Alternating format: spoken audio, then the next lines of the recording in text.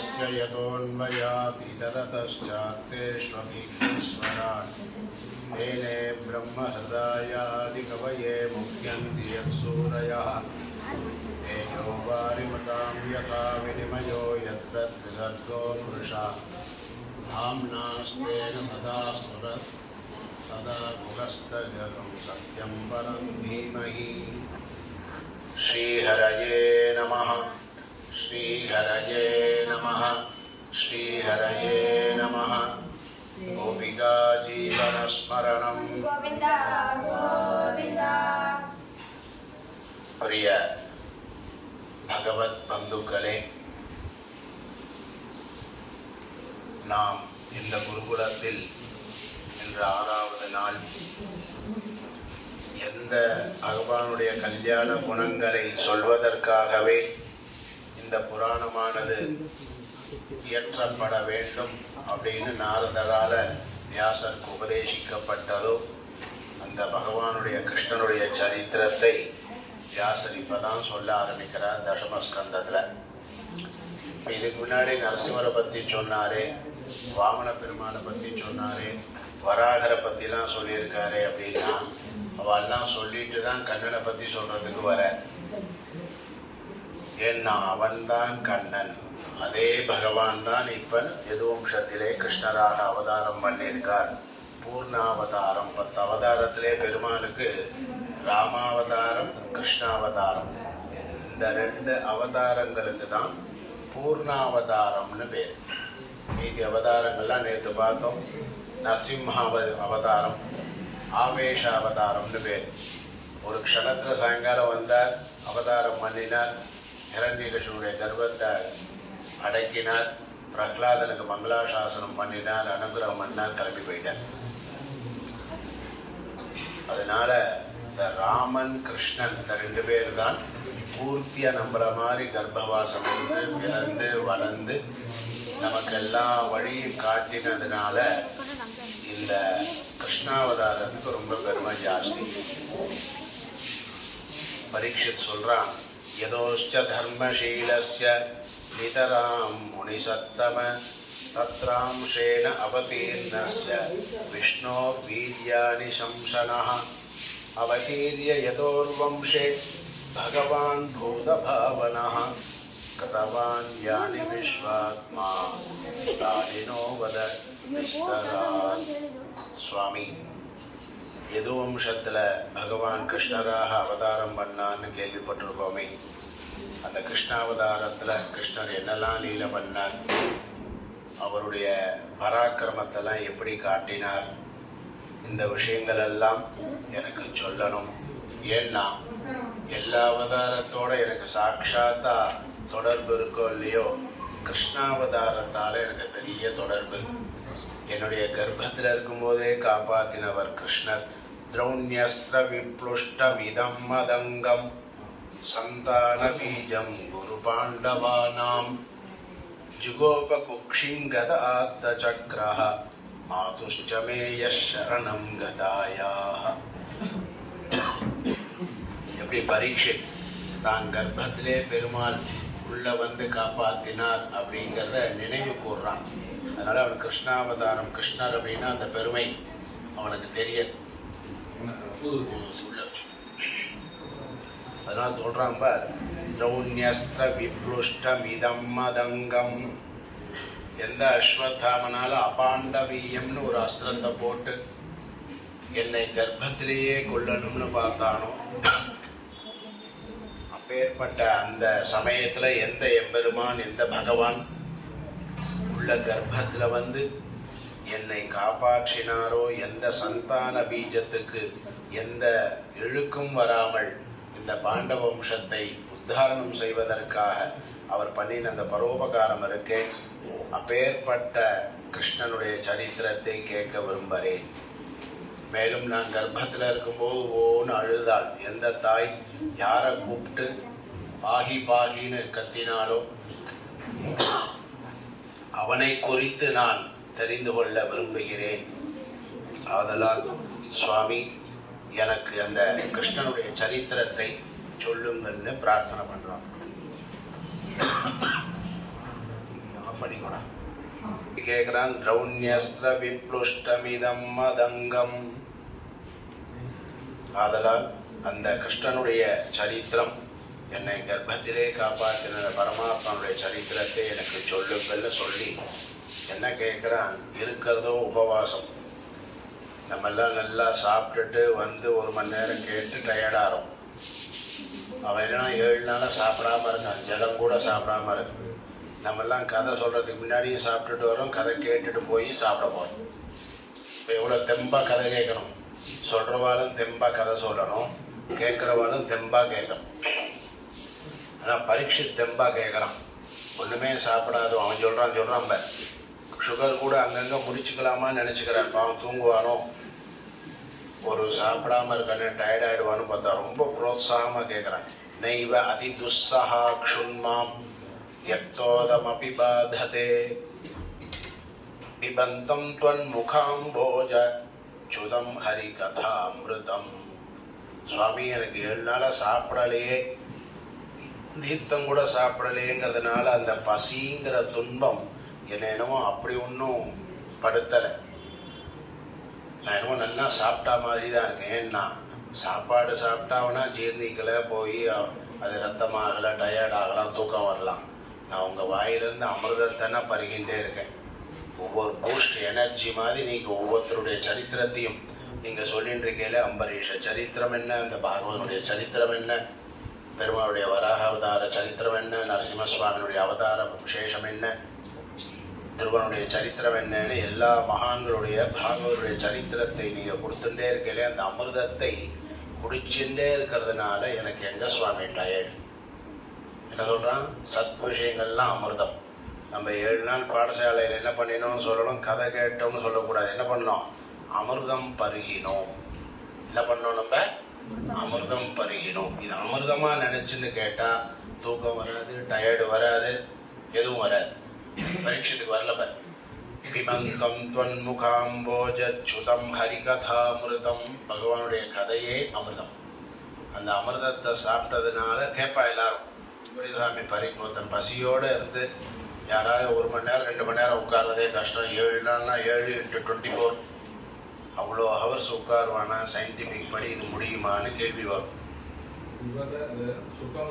அமிர்தத்ரவ சம்யுதம், அது வாஸ்தவம் தான். அவன் கேட்கறது 7 நாள் குளுக்கோஸை ஏற்றி ஒருத்தனை காப்பாற்றுறாளா, ஐசியூவில் இருக்கான், அண்ணன் சாப்பிடல, சாத்துமுது சாப்பிடல, ரசம் சாப்பிடல, டெய்லி வெஜிடபிள் பிரியாணி தான் சாப்பிடுவான், சாப்பிடவே இல்லை, பூரி சாப்பிடல. ஆனால் ட்ராப்ஸ் இறங்கிகிட்டே இருக்கு. இறங்க 7 நாள் ஜீவனம் உயிர் இருக்கா? இப்போ நம்ம ஏற்றுற இந்த ட்ராப்ஸ்லேயே ஒருத்தர் 7 நாள் 70 நாள் உயிரோடு இருக்க முடியறதுன்னா, ஞானிகள் சாட்சாத் அந்த அமிர்தத்தையே கொடுத்துட்டு இருக்கும்போது எங்கேருந்து மரணம் வரும் இல்லையா? அதனால் அவன் கதை இல்லை, இது அமிர்தம் சுவாமி, நான் அமிர்தத்தை பருகிறேன், நீங்கள் உற்சாகமாக சொல்லுங்க அப்படின்னு புரோத்சாகம் பண்ணுறான் சொல்கிறவாள். அப்படி இருக்கணும். கேட்குறவாளுடைய உற்சாகத்தை வச்சு தான் சொல்கிறவாளுக்கும் உற்சாகமாக வரும். அப்படி உற்சாகம் பண்ணவே பகவான் அந்த வியாசருடைய குமாரர் சொல்ல ஆரம்பிக்கிறார். சொல்லும்போது எப்படி சொல்கிறாருன்னா, அந்த பாகவதம் எப்பேற்பட்ட கிருஷ்ண சரிதம், கலிகல்மஷக்னம்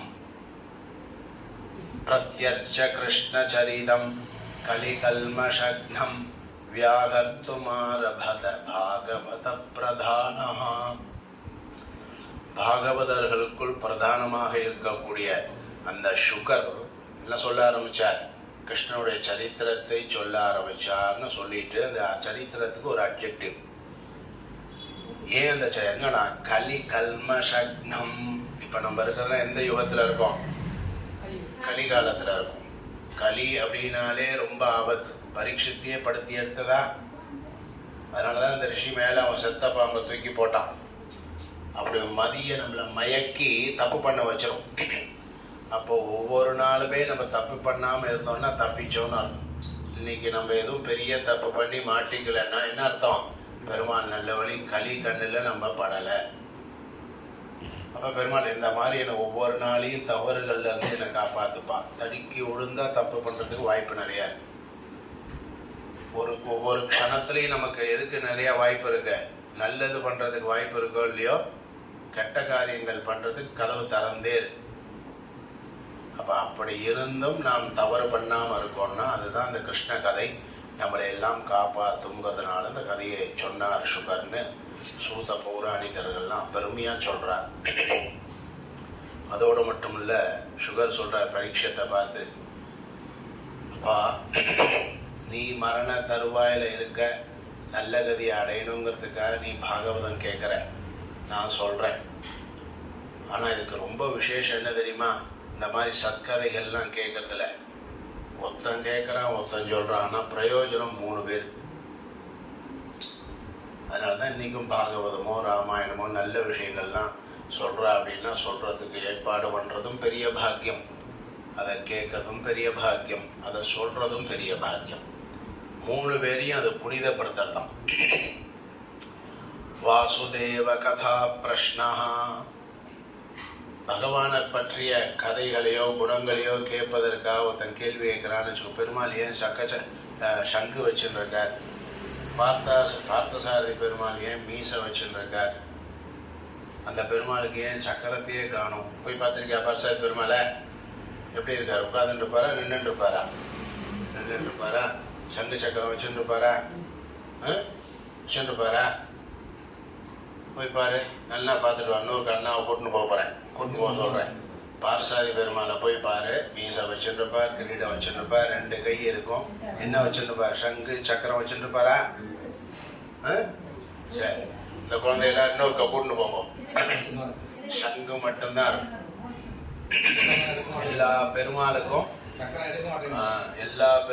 சங்கு சக்கரத்தோடு தான். பெருமாள்னாலே சங்கு சக்கரத்தோடு இருப்பார்.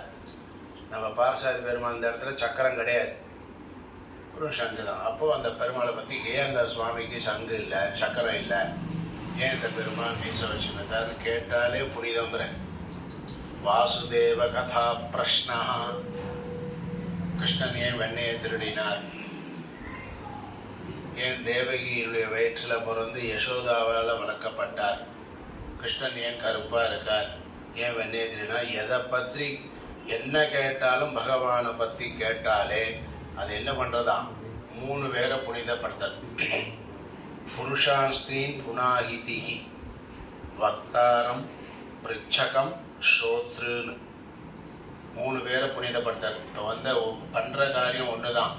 இது யார் யாருக்கெல்லாம் மனன்பர்? வக்தாரம், சொல்கிறவர் இதனால புனிதம் அடைகிறார். அவனுடைய பெருமையை சொல்கிறதுக்கு பாக்கியம் கிடைச்சிருக்கணும் இல்லையா? அப்போ அந்த பாக்கியம் கிடைச்சதுனால அவர் புனிதமாகிறார். பிருச்சகம் சுவாமி இந்த பாடசாலையில் பாகவதம் பண்ணுங்கோன்னு ஆஹ்வானம் கொடுத்தார் இல்லையா உங்கள் வாத்தியார், அவர் பெரிய பாக்கியத்தை பண்ணியிருக்கார். யார் ஆர்கனைஸ் பண்ணுறாலோ சத் சங்கத்தை, இந்த ஆர்கனைசருக்கும் என்னது புனிதமாக ஆறாள். சரி, அவர் தான் கூப்பிட்டார், நான் சொல்ல வந்தேன். 2 பேரோட முடியாமல் இவ்வளோ பேர் கேட்குறேனும் கேட்குறவாளும் புனிதத்தை அடையிறாள். எவ்வளோ பாருங்க, ஒரு காரியத்தினால எவ்வளோ பேருக்கு பலன் பாருங்க. சுகர் சொல்கிற அந்த வார்த்தையை பரீட்சித் என்ன சொல்லுங்க சுவாமி, என்னை கர்ப்பத்தில் காப்பாற்றின அந்த கண்ணனுடைய பெருமையை இன்னும் நிறையா சொல்லுங்கன்னு சொன்ன உடனே இவனை பார்த்து ரொம்ப ஆனந்தமாக சொல்கிறார். அப்பா கண்ணா, நீ கேட்குற கேள்வியினால நானும் புனிதம் அடைந்தேன். உன் பாக்கியத்தால் கிருஷ்ணரை பற்றி சொல்ல வரனே, இந்த ஒரு ஆவலே உனக்கு மோட்சத்தை தரும். அதனால் நீ என்ன பண்ண வேண்டாம், என்ன கதியோ என்னன்னு சிந்தனையோ வேண்டாம். கிருஷ்ணனை பற்றி ஒரு நினைப்பு, பகவானை பற்றி சொல்லணும் கேட்கணுங்கிற ஒரு ஆவல் வந்ததே, அதுவே உனக்கு எல்லாவற்றையும் கொடுக்கும்னு சொல்லி மங்களாசாசனம் பண்ணுறார். பக்தாரம் பிருச்சகம் ஸ்ரோதுன் தத்பாத சலிலம் யதா அப்படின்னு சொல்லி கண்ணனுடைய அவதாரத்தினுடைய பெருமையை சொல்கிறார். மதுரா யது வம்சத்தில் சூரசேனன்ற தலைமுறையிலேருந்து வந்த பரம்பரை. அதில் இப்போ தேவகருடைய ஆட்சி, அவருடைய பொண்ணுக்கு கல்யாணம் பண்ணி தேவகிக்கும் வசுதேவருக்கும் கல்யாணமாகி பொண்ணை கொண்டு போய் மாப்பிள்ளை ஆற்றுல விடுறதுக்காக நடக்கிறது. மதுராவில் அந்த எது வம்சத்துக்கு எல்லாருக்கும் கேபிட்டலே இது. இக்ஷ்வாகு வம்சத்தில் வந்த, ராமர் வம்சத்தில் வந்த எல்லாருக்கும் தலைநகர் எது? ராமர் அப்படின்னாலே அவர் ஊர் எதுன்னு கேட்டால் எதை சொல்லணும்? அயோத்தியா. திலீபன் அவன் ஊர் எதுன்னா என்ன சொல்லணும்? அயோத்தியா. பகீரதன் அவன் ஊர் யாதுன்னு கேட்டால் என்ன சொல்லணும்? அயோத்தியா. தசரதற்கு எந்த ஊருன்னு கேட்டால் என்ன சொல்லணும்? அயோத்தியா. இப்படி எப்படி இக்ஷ்வாகு வம்சத்தில் வந்தவா எல்லாருக்கும் அயோத்தியா எப்படி கேபிட்டலோ, தேவலோகத்துக்கே அயோத்தியான்னு ஒரு பேரு. தேவானாம் புரயோத்யா, தேவலோகத்துக்கு அயோத்தியா. யாராலையும் யுத்தம் பண்றதுக்கு நினைக்க கூட முடியாதாம் அப்பேற்பட்ட ஊர். அதனால அப்படி அதே மாதிரி எது வம்சத்துல வந்தவாளுக்கு எல்லாம் கேபிட்டல் மதுரா. ரெண்டும் பாரத தேசத்துல கிடைச்ச ஊர். அப்ப என்ன பண்ணிருக்கோம், பாரதம் விடுதலை அடைஞ்ச உடனேயே முதலையே அவ சிறப்பா ஆக்கியிருக்க வேண்டிய ரெண்டு நகரம் எது? அயோத்தியா, மதுரா. ஆனா என்ன கதி பாருங்க, 500 வருஷம் ஆச்சு. 500 வருஷம் கழிச்சு ராமருக்கு அந்த ரோடெல்லாம் இப்ப விஷாலமா பண்ணி பார்க்கறதுக்கே ஒரு ஆனந்தமா இருக்கு. அந்த நதியெல்லாம் நல்லா பிரிச்சு விட்டு சரையுவ ஊரை இன்னைக்குதான் எப்படி கேபிட்டலா இருந்ததோ அப்படி பண்றதுக்கு நமக்கு 500 வருஷம் ஆயிருக்கு. ரத்தம்னா படணும், கண்ணிலிருந்து ரத்தம்னா வரணும். ராமன் இதே அமெரிக்கால பிறந்திருந்தாருன்னா அன்னைக்கே பெரிய மாளிகை கட்டியிருப்பார். அவர் பாரத தேசத்துல பிறந்ததுனால பாரதியர்கள் நாம் ராம ஜென்ம பூமி இதானான்னு உறுதியட்டு சொல்றனோன்னு இழுத்து போட்டே கேஸே 500 வருஷம் ஆயிடுச்சு. 5 தலைமுறை போச்சா பாவம். ஒரு 5 தலைமுறையா ராமரை சேவிச்சு இதான் ஜென்ம பூமின்னு ராமர் கைங்கரியம் பண்ணணும்னு அந்த ஆசை என்னைக்குடா உனக்கு கோயில் வரும் ராமா அப்படின்னு ஏங்கி ஒரு 5 தலைமுறையே செத்து போயிருக்கா இல்லையா பாவம். அப்படி அது ஒரு தலைநகரம். முதல்ல அது ரெண்டையும் தான் சரி பண்ணும். அடுத்தது மதுரா, கிருஷ்ண ஜென்மபூமி. அடுத்தது அதுக்கு ஒரு நல்ல கதி வரணும். அடுத்த கிருஷ்ண ஜென்மபூமி என்ன ஆகணும், அயோத்தியா மாதிரி ஒரு பெரிய விஷாலமான ஒரு நகரம் ஆகி எல்லாரும் அங்க ஈஸியா போய் சேவிக்கிற மாதிரி ஒரு நல்ல காலம் வரும். அப்படி அந்த மதுரால தேவகிக்கும் வசுதேவருக்கும் கல்யாணம் ஆகுது. ஆகி என்ன பண்ணா, நான் உன்னுட்ட சகோதரன் தான் யாரு, கம்சன். என் தங்கைக்கு கல்யாணம், என் தங்கையை கொண்டு போய் எங்க அத்திம்பேராத்துல நான் தான் விடுவேன்னு சொல்லி என்ன பண்றான், தேரை தானே ஓட்டுறான். தங்க கல்யாணத்துக்கு சீர்வரிசையோட அப்பா நிறைய கொடுத்துருக்கார் தேவகர். இருந்தாலும் எல்லா கொண்டாட்டத்தையோட இருந்து தங்க மேல கல்யாணத்துல என்ன பண்ணுவா, கல்யாணம்னு சொன்னா அங்க அவாவா வந்து அன்னைக்குதான் உனக்கு இன்னும் லட்டு வேணுமா, பால் வேணுமா, அது வேணுமா, இது வேணுமான்னு உன்ட்டு அன்பை ரொம்ப காமிப்பான். ஆனால் நமக்கு ஒரு கஷ்டம்னு வந்தா அன்னைக்கும் யார் அன்பை காமிக்கிறாளோ அவாதான் நமக்கு உற்ற சகோதரன். யாரு நமக்கு ரொம்ப உற்ற சகோதரன், ரொம்ப வேண்டியவா அப்படிங்கிறது இப்ப இன்னும் கொஞ்ச நேரத்துல தெரிஞ்சிடும். பாகவதம் அதையும் காமிக்கிறது. உன்னை காரில் கூட்டின்னு போகிறவா, உனக்கு தீபாவளி ட்ரெஸ் வாங்கி தரவா, உனக்கு அப்பப்போ பணம் தரவா, உன்னை அடிக்கடி வந்து பார்த்துட்டு போகிறவா, எல்லாரும் உன்னுடைய வெல்விஷர் அப்படின்னு நினைக்கிறது கரெக்டு தான். ஆனால் உண்மையிலேயே வாதான் வெல்விஷரா, உன்னை விசாரிக்கத்தான் வராளா, அது மட்டுமே நோக்கமா, உன் நலன் மட்டுமே அவளுக்கு நோக்கமா அப்படிங்கிறது எப்போ தெரியும், நான் ஒரு சோதனைன்னு வரும்போது தெரியும். ஒரு சோதனைன்னு வந்தா அப்ப யார் வராங்கிறது தெரியும். வரலான்னு நினைச்சேன் மாமா, வர முடியல, உங்களுக்கு கொடுக்கணும்னு ஆசை தான், இப்ப என்கிட்ட பணமே இல்லை, ஏதோ பதில் வரும் இல்லையா, அப்பதான் நமக்கு யாருன்னு தெரியும். அந்த மாதிரி தேவகியினுடைய கல்யாண ஏற்பாடுகள்லாம் தாம் தூமா பண்ணி அவளை தானே தேர்ல கூட்டு போய் என் தங்கை என் தங்கை என் தங்கைன்னு மார்புல கை வச்சுட்டு என் தங்கைன்னு கொண்டாடினான் கல்யாணத்தில். ஓடி ஆடி எல்லாம் பண்ணான். இவளுக்கு ஆச்சரியம், ரொம்ப கோபக்காரன் அவன். இவன் கம்சன் இவ்வளவு தூரம் கல்யாணத்தை எடுத்து போட்டு தேவகிக்கு மேலே இவ்வளோ அன்பா பண்ணியிருக்கானே எல்லாருக்குமே ஒரு அதிசயம்தான். சரி, நல்லது காரியம், கல்யாணத்தும் போது ரொம்ப பொறுப்பா இருக்கான், பொறுப்பு வந்துடுது போல இருக்கு அப்படின்னு சொல்லி எல்லாரும் கொண்டாடினா கல்யாணம் ஆச்சு. தேர்ல உட்காந்தான். நானே ஓட்டுறேன், நான் வேண்டான்னு அப்பாலாம் எல்லாம் நிறைய பேர் இருக்கா சாரதி, நீ மாட்டு காத்துல இருப்பாங்க, நான் யாரோ கொண்டு போய் விடட்டும். இல்லை, அது எப்படி என் தங்கைய நான் தான் ஓட்டணும், டிரைவரா இருக்கிறதுலாம் வெக்கப்படுவேன், என் தங்கைக்கு நான் டிரைவரா இருக்கிறத பெருமைப்படுறேன். அப்படி பெருமைப்பட்டு தேர்ல என்ன பண்றான், கூட்டிட்டு போறான். அந்த அவன தேவகிக்கு மேல இருக்கிற ஒரு அன்பு உண்மையாங்கிறத தெரியப்படுத்துறதுக்கு ஒரு க்ஷணத்துல ஒரு விஷயம் வந்தது வெளியில. ஆகாசத்துல தேவகிக்கு வசுதேவரையும் உட்கார வச்சு கூட்டிட்டு போகும்போது ஆகாசவாணி ஒரு எங்க இருந்தோ ஒரு சப்தம் மட்டும் வரும். என்ன வந்தது தெரியுமோ, அதுவும் இப்பதான் வரணுமா, ஏதோ அப்புறமா வரக்கூடாதோ. அது என்ன சப்தம்னா, ஏ பதி பிரகிரஹிணம் கம்சம் ஆபாஷ்ய அஷரீரவாக் அஸ்ய அஷ்டமோ கர்ப்போ ஹந்தாயாம் வகசே அபுத. ஏ அறிவில்லாதவனே, மெனக்கட்டு எவளுடைய குழந்தையால உனக்கு உயிரே போகிறது அவளை நீ தேர்ல வச்சு கொண்டாடி என் தங்கைன்னு சொல்லி கூட்டிட்டு போயின்னு இருக்கே. அறிவு கட்டவனே, அவ வயிற்றில பிறக்கக்கூடிய 8வது குழந்தை உன்னை கொல்லும். இப்ப கொண்டு போய் விட தோணுமா? கார் அப்படியே நிறுத்திட மாட்டோம் இல்லையா? கூட்டின்னு போறோம், கூட்டின்னு போய் அந்த இடத்துக்கு கூட்டின்னு போய் அங்க உன்னை காலி பண்ண போறாடான்னு நினைச்சா என்ன பண்ணுவோம்? டப்புன்னு குதிச்சுதான் வெளில வந்துடும். இல்லை ஏதாவது தப்பிக்குதான்னு பார்ப்போம், ஏதோ நடக்கும் இல்லையா?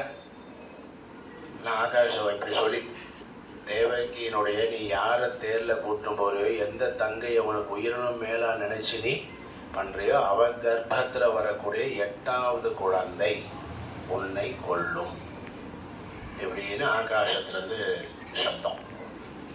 அப்போ உண்மையான அண்ணாவா இருந்தா என்ன பண்ணணும்?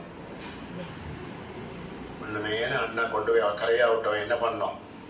ஓ இதனோட அது யாரோ எங்கேயோ யாரையோ பார்த்து கத்துறா போல இருக்கு, ஏதோ ஒரு சப்தம் போல இருக்கு. இதை கேர் பண்ணாம அவன் மாட்டு தங்கையை கூட்டின்னு போய் அவன் மாப்பிள்ளை ஆத்துல போய் விட்டுருந்தான்னா கம்சன் தேவகிக்கு மேல வச்சிருந்த உண்மையான அன்பு சகோதர பாசம் அப்படின்னு மெச்சலாம். என்ன பண்ணான் தெரியுமோ? உடனே கத்தி எடுத்தான். கல்யாண கூடத்துல இருக்கா தேவகியும் வசுதேவரும். கத்தி எடுத்தான், உடனே வயிற்றுல சொருக போனான். யார? தேவகி. ரோடுல பட்ட பகல்ல அவன் எந்த தேர்ல கூட்டின்னு போறானோ அந்த தேர்லயே உடனே கத்தி எடுத்து தங்கைய தலைய வெட்ட போனான். பதறி போயிட்டார் வசுதேவர். ஒரு நிமிஷம் கைய பிடிச்சார். ஏ கம்சா, என்னப்பா இப்படி பண்ற? உன்னை கொண்டு வந்து விடணும்னு யாரும் சொல்ல, நீயா கொண்டு வந்து விடுறேன்னு வந்த. இப்படி ஒரு வார்த்தையை கேட்ட உடனே அவளையே கொல்ல போறியப்பா. ஆமா பெண்ண, நான் ஏதோ உடனே போறேன்னா ஏதோ ஒரு இவளால எனக்கு ஆபத்துன்னு தெரிஞ்சு அப்புறம் அக்கா என்ன தங்கை இல்லையா? என்ன பண்ணியிருக்கணும்? அப்படியா? இவள் வயிற்றுல ஒரு 8வது குழந்தை என்ன கொல்ல போறோம்னா கொண்டுட்டு போட்டுவேன். யாரோ ஒருத்தர் நம்மளை கொல்ல போறோம்னா கொரோனா கொல்லும், இல்லை கேன்சர் வந்து கொல்லும், இல்லை ஹார்ட் அட்டாக் வந்து கொல்லும், ஏதோ ஒன்று வந்து இந்த உடம்பு அழியும். ஒன்றுமே இல்லாட்டாலும் பேசாமல் இருந்துட்டா உயிர் போயிடும். எப்படியோ இந்த சரீரத்தை விட்டு உயிர் போகிறது அழிவுன்னு இருக்கு. அது ஏதோ இவளால் வருதுன்னா வந்துட்டு போகுது. அது வரைக்கும் சந்தோஷம். 7 குழந்தைய நமக்கு மாமாவாக இருந்து 7 குழந்தைக்கு ட்ரெஸ் எல்லாம் வாங்கி கொடுத்து சந்தோஷப்படலாம் இல்லையா? அதனால் இன்னும் கொஞ்சம் கொண்டு போய் தேவைக்கு விட்டு வீட்டில் விட்டுருக்கலாம் இல்லையா? ஆனால் என்ன பண்ணான் அவன்? அதான் துஷ்டன்னு பேர். துஷ்டர்கள்லாம் எப்படி இருப்பான்னா, எந்த அளவுக்கு உன் மேலே குஷியா கூட்டினவே எல்லாம் பண்றேங்கிற அளவு ஒரு விஷயம் ஆபத்துன்னா போட்டு கல்லை தூக்கி மண்டையில் போட்டுரும். அதுக்கும் பயப்பட மாட்டான். அதான் என்ன பண்ணான்? பகினீம் ஹந்துமாரப்தா கட்கபாணிஹி கச்சேக்ரஹி. ராஜாக்கல்லையா எப்பயுமே கையில் ஒரு கத்தி வச்சுட்டு இருப்பான். ஆகாசத்தில் இப்படி ஒரு சப்தம் கேட்டது, இவ வயிற்றுல பிறக்கிற 8வது குழந்தை உன்னை கொல்லுன்னா தங்கையே கொல்லு. இவ இன்னும் போய் கல்யாணம் பண்ணி 10 மாதம் கழிச்சு ஒரு குழந்தை பிறந்து 8 குழந்தைக்கு ஏன் வெயிட் பண்ணுவாங்க? இவ வயிற்றுல பிறக்கிற குழந்தை இவளையே கொண்டுடுவோன்னு கொல்ல போவான். உடனே வசுதேவர் அவன் கையை பிடிச்சி தடுத்தார். இப்ப வசுதேவர் கையில ஒரே ஒரு ஒண்ணுதான் பண்ண முடியும் இப்ப அவரால். இவனை எதிர்த்து இவனை கொல்றது போறதுங்கிறதெல்லாம் சாதுக்கள் பண்ண மாட்டான். இப்ப என்னடா, நான் தேவகியை காப்பாற்றணும். முதல்ல ஒரு கணவனுடைய வேலை என்ன தெரியுமோ? பெரிய ஒரு சோதனை வந்தா கைப்பிடிச்ச பெண்மணி இருக்காளே அவளை காப்பாற்றணும். தன் மனைவி நம்மளை நம்பி வந்ததுனால நம்ம என்ன பண்ணணும்? மனைவியை காப்பாற்றுறது தான் கணவனுக்கு ஒரு தலையாய கடமை. இத்தனைக்கும் அவருக்கு பல மனைவிகள் இருக்கா. வசுதேவருக்கு பல மனைவிகள். மனைவினா எல்லாரும் சமந்தான். அதனால தேவகிக்கு எந்த ஆபத்தும் வந்துடக்கூடாதுன்னு கம்சனுடைய கையை பிடிச்சு அதே சபையில நடுரோட்ல சபதம் பண்ணார். ஹே கம்சா, மிருத்யுர் ஜன்மபதாம் வீர தேஹேன சகஜாயதே அழகான வேதாந்த வாக்கியம் பாருங்க. நல்ல வேதாந்த வாக்கியம் நடுத்தெருல இருந்து சொல்றார். மிருத்யுர் ஜன்மபதாம் வீர தேகேன சகஜாயதே அத்யவா அப்த சதாந்தேவா மிருத்யுர்வை பிராணினாம் த்ருவா. ஒன்று மட்டும் எல்லாருக்கும் நடக்கும்னு சொல்லலாம். என்னது? மரணம். பிறவின்னு இருந்தால் அவளுக்கு மரணம்னு ஒன்று உண்டுங்கிறது சாஸ்வதம். அதை யாராலையும் மறைக்க முடியாது, மறுக்க முடியாது, தடுக்க முடியாது. அது ஒரு கால் சில பேருக்கு 1 வயசுலேயே வரலாம், 10 வயசுல, 100 வயசுல ஏதோ நடக்கலாம். அது நம்ம கையில் இல்லை கம்சா. அது பிறந்து அந்த நீ பிறக்கும் பொழுதே உனக்கு இந்த சமயத்தில் இன்னாரால மரணம்னு விதிக்கப்பட்டிருக்கு. அப்படி எடுத்துட்டு நீ இதை சமாதானமாக போகணுமே வழிய, அப்படி இல்லைன்னா அந்த 8வது குழந்தையவனா கொள்றேன்னு சொன்னாலாவது தப்பு இல்லை. ஆனால் ஒரு பொண்ணு இப்போதான் கல்யாணமாகி கை பிடிச்ச அவளை கொள்றேங்கிறியப்பா கம்சா, அது ரொம்ப தப்புப்பா, அப்படி பண்ணாத. ஓகேப்பா, நான் கம்சனுக்கெல்லாம் நடுத்தரில் வந்து சொன்னேன்னா ஏகாந்தமாக நல்லது சொன்னான்னு கேட்க மாட்டான். அதெல்லாம் முடியாது. எப்ப இவளால எனக்கு ஆபத்துன்னு வந்ததோ, இனிமே 1 8 குழந்தை இதெல்லாம் இப்பயே அவளை காலி பண்ணணும் திரும்பி கத்தி எடுத்துன்னு வந்தான். அப்பதான் அவனுக்கு சொல்ற என்ன சபதம் பண்றாரு பாருங்க. வசுதேவர் பண்ற சத்தியம். அதுக்கு தான் பெருமாள் இவா வேற்றையில பிறக்கிற.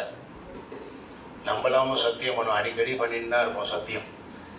ஒரு நாளைக்கு 4 சத்தியம் கூட பண்ணுவோம். ஆனால் அது கடைபிடிப்போமான்னு தெரியாது. வசுதேவர் பண்றார் சபையில், அதே நடு ரோடுல எல்லாரும் தெரியும்படியா, ஏ கம்சா, உனக்கு நான் ஒரு சபதம் பண்றேன். உன் தங்கையை விட்டுடு. உன் தங்கையினால உனக்கு உயிர் போகும்னு அந்த ஆகாஷவாணி சொல்லலையே. உனக்கு அந்த அசரீரி வாக்கு, உன் தங்கையாலேயே மரணம்னு சொன்னா நீ தங்கையை கொல்லலாம். தங்கையினுடைய குழந்தை தானே கொல்லுன்னு சொல்லியிருக்கு. உனக்கு நான் இப்பயே சபதம் பண்றேன், எழுதி தரேன்.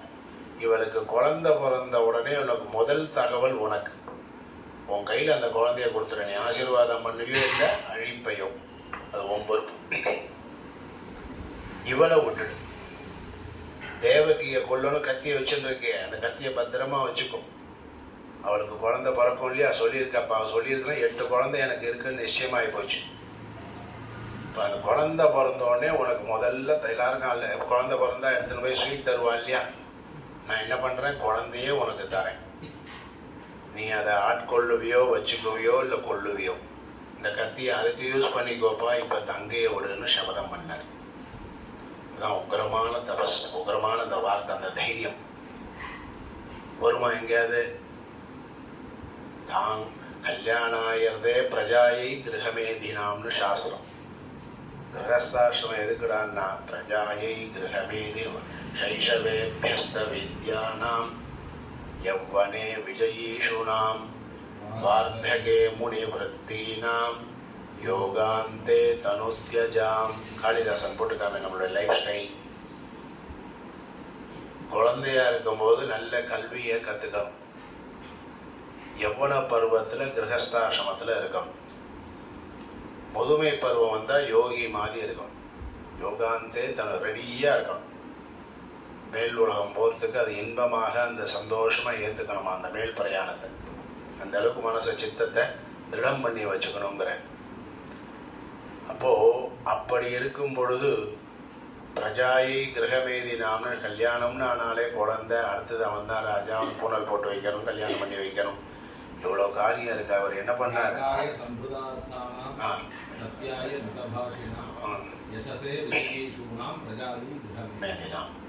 அப்படி இருக்கிற இடத்துல இவர் என்ன பண்ணார், அந்த பிரஜையை கூட நான் உனக்கு கொடுத்துட்றேன்ப்பா. என்ன பண்றது, ஒரு கட்டத்துல ஒன்னை காப்பாற்றணும், உன்னை இழந்துதான். எல்லாத்தையும் காப்பாற்ற முடிஞ்சா முடியும், இல்லைன்னா இப்ப யார தேவகியை காப்பாற்றணும், கல்யாண பெண்ணை காப்பாற்றணும். அதனால அது பரவாயில்லன்னு சொல்லி என்ன பண்ண, சபதம் பண்ண. அர்ப்பயாமாச கிருச்சிரேன யோன்றுதா அது அதிவிக்னவா. அவனுக்கு வசுதேவர் மேல ஒரு நம்பிக்கை உண்டு, ரொம்ப நேர்மையானவர், சொல்ல மீறாதவர். அப்படிங்கிற நம்பிக்கையினால என்ன பண்ணான், சரி, நீங்கள் சொல்கிறீங்களேன்னு கேட்குறேன், உங்களை இப்போ விடுறேன். உண்மையாக ஒவ்வொரு குழந்தை பிறந்த உடனே எனக்கு என்ன பண்ணோம், தகவல் சொல்லிடு அப்படின்னு சொன்னதுனால கத்தியை உள்ளே வச்சுட்டான். ஓட்டுறா யாரா தேரை போட்டுன்னு போடான்னு இறங்கினா யாரையோ தங்கியை போய் கொண்டு போய் விட போயிட்டான். இப்போ வசுதேவர் அவருடைய ஆற்றுக்கு வந்தாச்சு. இவ்வளோதான். தங்க மேலே அண்ணன் வச்ச பாசம் எவ்வளோன்னு தெரிஞ்சதா? நம்ம கூட பழகிறவாருடைய அன்பு, பாசம், நேர்மை இதெல்லாம் எவ்வளோங்கிறது ஒரு சோதனை வந்தால் தான் தெரியும். அப்பாடான்னு சொல்லி கம்சரும் அது வசுதேவரும் தேவகியும் அவன் மாட்டுக்கு அவள் அரண்மனையில் இருக்கா. ஒழுங்காக நன்னா போயிட்டு இருந்தது. இப்படி ஒரு கொஞ்ச நாள் ஆச்சு. அவன் மாட்டுக்கு அரண்மனையிலேயே ஒவ்வொரு குழந்தையா பெற்றெடுத்து கம்சனுக்கு தகவல் வந்தால் உடனே தகவலை தெரியப்படுத்தினார். உடனே என்ன பண்ணான், அவனுக்கு நம்பிக்கை வந்தது. அர்ப்பயாமாச கிச்சேன, முதல் குழந்தை பிறந்தவனே மனசை கல்லாக்கிண்டார். யாருக்கா வருமா? எடுத்து குழந்தை பிறந்தவனே கொஞ்சனா தோணும். எடுத்தார், உச்சி முகர்ந்தார், நேர தூக்கிட்டு போனா கதர்ரா கம்ப வாசம் தேவகி. முதல் இன்ஃபர்மேஷன் யாருக்கு? கம்சன். வேணா நான் கொடுத்த வாக்குறுதி. அதெல்லாம் கம்சா அந்தப்பா குழந்தை பிறந்தாச்சு, மாமனாச்சு, மருமானாச்சு. அவன் பார்த்தான், அவனுக்கு அப்போ நல்ல எண்ணம் இருந்தது. அந்த குழந்தைய உச்சி முகந்துட்டு வேண்டாம் வச்சுக்கோங்க, 8வது குழந்தை தானே எனக்கு ஆபத்துன்னு சொல்லியிருக்கான், வீணா அந்த குழந்தையெல்லாம் கொல்ல வேண்டான்னு கையில் கொடுத்துட்டான். பாதி நல்லவனாயிட்டான். இப்படி ஒழுங்காக இருந்துட்டு இருக்க வேண்டிய சமயத்தில் நம்ம எப்பயாவது வேறு கெட்டவனாக இருந்தவன் நல்லவனாக திருந்தினான்னா அவனை முழுமையாக நல்லவனாக திருந்த விடமாட்டான், சூழ்நிலை விடாது. இப்போ என்ன பண்ணார் தெரியுமோ, நாரதர் அங்கேருந்து வந்தார், கம்ச வீட்டுக்கு போனார். நாரதர் யார், இங்கே வந்து விசாரிக்க வேண்டாமா? வசுதேவருக்கும் தேவகியும் என்னமா இப்படிலாம் நடந்ததாமே, இப்படி ஆச்சரியம், ஐயோ பாவம், ரொம்ப வருத்தமாக இருக்கு, பெருமான்கிட்ட வேண்டிக்கிறேன், நாராயணா நாராயணான்னு மேல் உலகத்துக்கு போய் பெருமான்கிட்ட சொல்லி நான் கிருஷ்ணரை காப்பாற்ற சொல்கிறேன்னு சொல்ல வேண்டாமோ. என்ன பண்ணார், நேர கம்ச வீட்டுக்கு போனார். அவன் வார சுவாமின்னு வரவேற்றான். என்னப்பா நீ இவ்வளோ ரொம்ப கெட்டிக்காரன்னு நினச்சேன், இவ்வளோலாம் மூளை இருக்குது, மீசை வச்சுருக்க, கத்தி பலம் கதையெல்லாம் வச்சுருக்க, அறிவு சிந்தனையே உனக்கு இல்லையே. என்னப்பா அவளுக்குலாம் அந்த தைரியம் உண்டு, மூளையே இல்லையாப்பா, என்ன இப்படி சொல்லிட்டே இல்லை எனக்கு. ஒன்று தெரிஞ்சுக்கோ, எப்போ உனக்கு இவளால் ஆபத்து, இவ வயத்தில் பிறக்கிற குழந்தையால் ஆபத்துன்னு இருக்கோ, 8ன்னு சொல்லிட்டு முதல் குழந்தைய வந்து உன்னை குத்தியோ கொன்னால வேண்டான் இருக்க. 8வது குழந்தைன்னு சொல்லிட்டு 7வது குழந்தை உன்னை கொல்லக்கூடாதுன்னு இருக்கானே, 5வது குழந்தை வந்து திடீர்னு உன்னை கொல்லக்கூடாதா? முதல் குழந்தைய உன்னை கொல்லக்கூடாதா? யோசிக்கணும்ப்பா. எப்போ ஒரு விரோதி உனக்கு அவாதான்னு ஆகி போச்சோ அப்படி வெளியில் விட்டுட்டியே, அந்த குழந்தை இந்த படிக்க பெருசாச்சுன்னா பெரிய ஆபத்தாகலாம். பேசி வச்சு 8ன்னு சொல்லிட்டு 1 வந்து அடித்ததுன்னா அப்படின்னு நாரதர் சொல்லிட்டு, இன்னொன்று சொல்கிறேன் கேட்டுக்கோ. இந்த கோகுலத்தில் இருக்கிற நந்தகோபர் இவெல்லாம் இருக்காளே, இவெல்லாம் யாரோன்னு நினைக்காத, தேவர்கள் தான் இடையர்களாக வந்திருக்கா. உங்களுக்கும் தேவர்களுக்கும் ஆகாது, நீ அசுர வம்சம். ஆனால் அவர்கள்லாம் தேவர்கள் தான், நந்தகோபுரவோ கோபிகைகளாவோ எல்லாரும் வந்திருக்கா. அப்போ யோசிச்சுக்கோ, தேவர்களுடைய கூட்டம் நீங்கள் உங்கள் அசுர கூட்டம் ஒத்துமையாக இருக்குமா பார்த்துக்கோ. இப்போ அவர்களால் உனக்கு எப்பனாலும் எப்படினாலும் ஆபத்து வரலாம் அப்படிங்கிற தகவலை யார், நாரதர் கம்சனுக்கு சொன்னார். யோசிச்சுக்கோப்பா, நான் அவ்வளோதான் சொல்லுவேன். அதுக்காக அவளை உடனே இப்பயே இப்படி ஜெயிலில் போடு உள்ளே போடலாம் நான் சொல்ல மாட்டேன். உனக்கு எச்சரிக்கை, ஏதோ உன் மேலே எனக்கு இருக்கிற ஒரு அபிமானம். கம்சன்னா எனக்கு ரொம்ப பிடிக்கும், கேசவான்னு பிடிக்கிற மாதிரி கம்சன்னு காலையே இருக்கிறதுனால கம்சானா உன்னையும் பிடிக்கும்பா, அதுக்காக உனக்கு நான் சொல்ல வந்தேன்னு சொல்லிட்டு கிளம்பி போயிட்டேன். ராத்திரியெல்லாம் தூக்கமே இல்லை அவனுக்கு. என்னடா அது 8வது குழந்தைன்னு தான் சொல்லிட்டு இவர் வந்து நம்மளை குழப்பிட்டு போகிறார், முதல் குழந்தையும் இருக்கலாங்கிற இருந்தால் வாஸ்தவம் தான், பயமாக இருக்கு. அந்த குழந்தைய நேற்று வேண்டான்னு சொன்ன குழந்தைய மறுநாளே திருப்பி வாங்கிட்டான். இவள் என்ன பண்ணா, நான் இப்படி விட்டா சரிப்பட்டு வர, எங்கேயா குழந்தைய எடுத்துகிட்டு போய் வெளிநாட்டுக்கு போய் இந்த குழந்தைய பிறக்கலைன்னு சொல்லி, இல்லை இந்த குழந்தைய யார்கிட்டயா கொடுத்து வளர்க்க சொல்லி, இப்படிலாம் ஏடா கூட நடக்கும்னு நாரதர் சொன்னதுனால குழப்பம் வந்து உடனே மறுநாளே பிடிச்சி ஜெயிலில் போட்டான். வசுதேவரையும் தேவகியும் ஜெயிலில் போட்டான். நாரதர் பண்ண உபகாரம். வசுதேவரையும் தேவகியும் ஜெயிலில் கம்சன் போட்டான்னு சொல்லக்கூடாது. கம்சனை போட வச்சவர் நாரதர். இந்த பேர்பட்ட வாயில சொல்றது என்ன, அவர் நாம என்ன, நாராயணா நாராயணான்னு வாயில தான் வருது. பண்றதெல்லாம் அக்கிரமம். ஒரு பாகவதனையும் கிருஷ்ணரை பாவம் ஜெயிலில் பிறக்கிறதுக்கு காரணமா இருந்தவரே யாரு? நாரதர் இல்லையா? ராமர் காட்டுக்கு போறதுக்கே காரணமா இருந்தவள் யார்? தேவகி, சாரி கைகேயி. இதெல்லாம் நம்ம தான் சொல்லுவோம். ராமரை காட்டுக்கு அனுப்பின பாவி கைகேயி. கம்சனை கிருஷ்ணர் ஜெயிலில் பிறக்கிறதுக்கு காரணமாக இருந்தவரே யாரு? நாரதர் தான் தூண்டி விட்டார். இதெல்லாம் இது நம்ம சொல்ற செய்தி. கிருஷ்ணர் எங்கேயுமே பிறந்ததுக்கப்புறம் நாரதா இப்படி பண்ணிட்டீரே, உன்மால தான் நான் ஜெயிலில் பிறந்தேன்னு அவர் எங்கேயுமே சொல்லலை. கைகேயி அம்மா உன்னால தான் நான் காட்டுக்கு போனேன் இப்படி பண்ணிட்டேன்னு ராமரும் சொல்லலை. நம்ம தான் சொல்லிடலாம். இதெல்லாம் தெய்வத்தினுடைய ஏற்பாடு. பெருமாள் என்ன பண்ணுவார்னா, எதிரிக்கும் கருணை காட்டுவார், எதிரிக்கும் கருணை காட்டுவார். இப்படி ஒரு எச்சரிக்கை கொடுத்தாவது திருந்தரானா, ஓ அப்படியா தேவர்கள் தான் இப்படி பிறந்திருக்கலாம், வேண்டாம்ப்பா வம்பே வேண்டாம் அப்படின்னு தெரிஞ்சுக்கிறதுக்காக ஒரு எச்சரிக்கையாகத்தான் அனுப்பிச்சு வச்சிருக்காரு.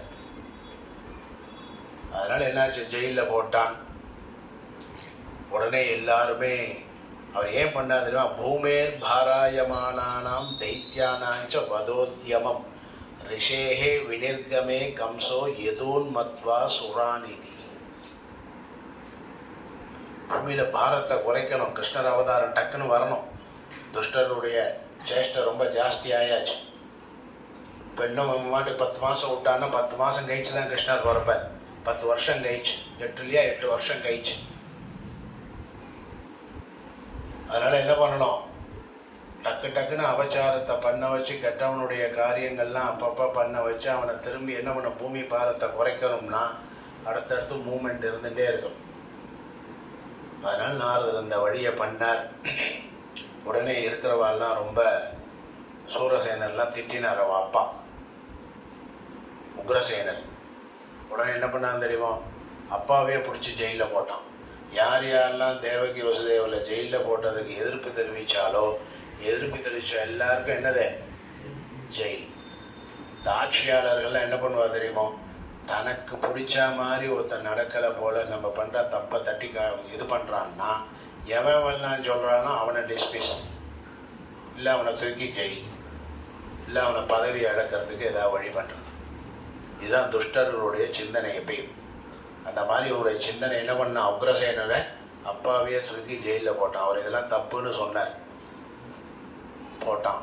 அதான் பாகவதம் சொல்றது பாரு, கதையோட நமக்கு கருத்தையும் பாகவதம் சொல்லும். அரசியல்ல இதெல்லாம் சகஜம். மாதரம் பிதரம் பிராத்ருன் சர்வாம்ச சுகிருதஸ்ததா நந்தி யசுத்ருபோ லுப்தாக ராஜானஹ பிராயசோ புவி. இந்த அரசியல்வாதி பதவி மோகம் இருக்கிறவா தனக்கு பதவி இல்லை நிலைக்கணும்னு நினைச்சா தான் பிள்ளைய கூட கொல்லுவான். நேற்று ஹிரண்யகசிபு கொல்ல பார்த்தான் இல்லையா பிரகலாதனை, அதேவே தன் தாயை கூட கொல்லுவார்கள். தன் பதவிக்கு தாய் தான் இடைஞ்சல்னா தாயை போட்டு தன் பதவிக்கு சகோதரி தானே இப்போ இடைஞ்சல், சகோதரியை கொல்லப்போ. இப்போ தன்னுடைய அதிகாரத்துக்கு தடங்கள் யார், அப்பாவே பிடிச்சி ஜெயிலில் போ. இப்படி பண்ணக்கூடியவர்கள் தான் அரசியல்வாதிகள்னு பாகவதம் அன்னைக்கே சொல்றது. மாதரம் பிதரம் பிராத்ருன் சர்வாம்ச சுகிருதஸ்ததா நந்தி ஹெத்ருபோலுப்தாக ராஜான பிராயசோ புவி. இப்படின்னு சொன்னதுனால உக்ரசேனையும் தூக்கி என்ன பண்ணிட்டான், ஜெயிலில் போட்டான். இப்போ யாரும் கேட்குறவா இல்லை, கேட்டால் ஜெயில். கம்சா இப்படி நீ பண்ணலாமான்னு கேட்டால் என்ன பண்ணோம், நாளைக்கு ஜெயில். யார் கேட்பா? அதனால அட்டகாசம் பெருகிது. அதே மாதிரி ஜெயிலில் இருக்கார் வசுதேவருக்கும் தேவிக்கும் ஒரு குழந்தை பிறக்கிறது. முதல் குழந்தைய கையில் கொடுத்தா எடுத்தான், கொண்டுட்டான், தூக்கி சுகத்தில் எரிஞ்சான். ஏன்னா நாரத சொல்லிட்டு போல பொண்ணான்னு சொன்னார் இல்லையா, 8வதுன்னு சொல்லி முதல் குழந்தையும் உன்னை கொல்லலாம், 7ம் கொல்லலாம், 6ம் கொல்லலாம் குழப்பினதுனால ரொம்பவே வேண்டாம் போடு எல்லாத்தையும் கொள்ளு அப்படின்னு 6 குழந்தை பிறந்தது. 6 குழந்தை பிறக்கும் பாவம். மனசை கல்லாக்கின்னு குழந்தைய கொண்டு போய் கொடுப்பார். கதறுவாள் தேவகி. அழறதுக்குன்னே ஒரு தாய் பிறவி எடுத்தான்னா அது தேவகி. குழந்தைய கொல்லணுங்கிறதுக்காக ஒரு அப்பாவை ஆனார். யாருன்னா வசுதேவர். பாவம் இல்லையா? அதனால கொண்டு போய் கொடுத்தார். 6 குழந்தையும் முடிஞ்சது கதை. இப்போ பெருமாள் என்ன பண்ணார்? 7வது குழந்தை பிறக்க போகுது. உடனே நம்ம தலைவர் இருக்கார் யாரு? பெருமாள் பகவான் தன் லீலையை பண்ண ஆரம்பிச்சார். இவ கர்ப்பத்தில் பிறக்கிறதுக்கு 7வதாக எனக்கு அனுகூலமாக இருக்கிறதுக்கு ஆதிசேஷன். அந்த ஆதிசேஷனை இவ கர்ப்பத்தில் 7வதாக பிறக்க வச்சு அந்த குழந்தைய கொண்டு போய் என்ன பண்ணோம்? வசுதேவருடைய இன்னொரு பத்னி ரோகிணின்னு இருக்கா. யசோதையோட ஃப்ரெண்டு மாதிரி இருப்பாள். நந்தகோபுரத்தில் இருக்கா. அவள் கர்ப்பத்தில் போய் இந்த கர்ப்பத்தை தூக்கி அங்கே வைக்கும். இதுக்கெல்லாம் ஒரு ஆள் வேணுமே. எல்லாத்துக்கும் ஆள் இருக்கு. நமக்கே ஒன்றும் இல்லாததுக்கெல்லாம் ஏவி விட்டா காரியம் பண்ணுறதுக்கு ஆள் இல்லையா? இப்போ பெருமாள் வச்சுருக்கு வரா. யோகமாயை கூப்பிட்டார். யோகமாயா அப்படின்னு அவர்கிட்ட இருக்கார் பெருமாள். என்ன வேணுமோ அதை மாயையை பண்ணினதே தெரியாமல் பண்ணக்கூடிய சக்தி உண்டவர். அவளை கூப்பிட்டு இந்த தேவகியினுடைய கர்ப்பத்தில் 7வது குழந்தை வந்து அதை தூக்கி ரோகிணி கர்ப்பத்தில் வைனா. அதேமாதிரி ரோகிணி கர்ப்பத்தில் வச்சாச்சு. அங்கே 7வது குழந்தை பிறந்தது. இங்கே என்னாச்சுடா, நான் 7வது கர்ப்பம் தேவகிக்கு பிறந்தது, ஆனால் கர்ப்பம் கலைஞ்சு போச்சு, குழந்தைய காணும்னு தகவல். கம்சனுக்கு ரெக்கார்டு, ஆஸ்பத்திரி ரெக்கார்டு. அடுத்தது சொன்னார் யோகியமாயிட்டு, 8வது கர்ப்பத்தில் தேவகி வயிற்றுல நான் பிறக்கிறேன். நீ என்ன பண்ற யோகமாயா? நந்தகோபுரக்கும் யசோதானுடைய கர்ப்பத்தில் நீ பிறக்கணும். யசோதானுடைய கர்ப்பத்தில் நீ பிறந்துக்கோ. இந்த எங்க அப்பா வசுதேவரை இந்த குழந்தைய தூக்கின்னு வந்து யசோதானுடைய பக்கத்தில் அங்கே பிறந்த உடனே அங்கே விட்டுட்டு அங்கே பிறந்த குழந்தைய கொண்டு வந்து தேவகி கிட்டக்க விடணும். இந்த குழந்தைய மாத்திர ஆஸ்பத்திரியிலே பிறந்த இடத்துல குழந்தைய மாத்திர சமாச்சாரத்தை தொடங்கி வச்சதே யாரு? கிருஷ்ணர் தான். இங்கே பிறந்த குழந்தைய அங்கே விடு, அங்கே பிறந்த குழந்தைய இங்கே கொண்டு வா. இந்த டெக்னிக்கை உலகத்துக்கு சொல்லி கொடுத்தது யாரு? கிருஷ்ணர். கர்ப்பே பபூவ தேவக்யா ஹர்ஷசோக விவர்தனஹ பகவானபி விஸ்வாத்மா விதித்வா கம்சஜம் பயம் அந்யாம்ச கம்ச சம்விக்னா விபரேஷு வசந்திஹி தேவக்யா ஜடரே கர்ப்பம் சேஷாக்கியம் தாம மாமகம் தத் சன்னிகிருஷ்ய ரோகிண்யா உதரே சன்னிவேஷய அதாகம் அம்சபாகேன தேவக்யா புத்ரதாம் சுபே பிராப்ஸ்யாமி த்வம் யசோதாயாம் நந்தபத்னியாம் பவிஷ்யசி. யோகமாயைக்கு சொன்னதுனால அப்படியே நடந்தது. 7வது குழந்தை அங்கே பிறந்தது, வளர்ந்தது. 8வது குழந்தையாக இருக்கக்கூடிய இங்கே பிறந்த குழந்தைய கொண்டு போய் அங்கே வளர்க்கறதுக்கு ஏற்பாடு பண்ணார். பண்ணினது யாரு? யோகமாயை. அதனால தான் யோகமாயைனா யாருன்னு அவரே சொல்றார். ஏ யோகமாயா, இந்த காரியத்தை நான் சொல்லி இந்த கட்டளையை நீ பண்ற போற இல்லையா, இப்படி பண்றதுனால உனக்கு கலியுகத்துல உன்னை இப்படிலாம் பேர் சொல்லி பூஜிப்பார்கள். உன்னை நினைத்தவர்களுடைய காரியத்தை பூர்த்தி பண்ணக்கூடிய சக்தி உனக்கு உண்டு அப்படின்னு அந்த யோகமாயைக்கு பகவான் கிருஷ்ணர் மங்களாசாசனம் பண்றார். என்ன பண்றார்? அர்ச்சிஷ்யந்தி மனுஷ்யாஸ்துவம் சர்வகாம வரேஸ்வரி நாமதேயானி குர்வந்தி ஸ்தானானி ச நரா புவி. உனக்கு என்ன காட்டிலும் நான் இனிமேதான் கிருஷ்ணரா பிறக்க போறேன். நான் பிறந்து எனக்கு கோயில் கட்டுறதை காட்டிலும் உனக்கு தெருக்கு தெரு முக்குக்கு முக்கு உன்னை கொண்டாடுவார்கள், உனக்கு கோயில் கட்டுவார்கள். உன்னை இந்த மாதிரி பேர்லாம் சொல்லி அர்ச்சிப்பார்கள் அப்படின்னு பெருமாள் சொன்ன மங்களாசாசனம். இன்னைக்கு தெருக்கு ஒரு அம்பாள் கோயில் இருக்கா, முக்குக்கு ஒரு அம்பாள் இருக்கால, அங்கால பரமேஸ்வரி, இந்த பரமேஸ்வரி அம்பாள் காளி இப்படின்னு கோயில் இருக்கா. கிருஷ்ணர் பண்ண யோகமாயினா யாரு? காளி, பார்வதி, அம்பாள்.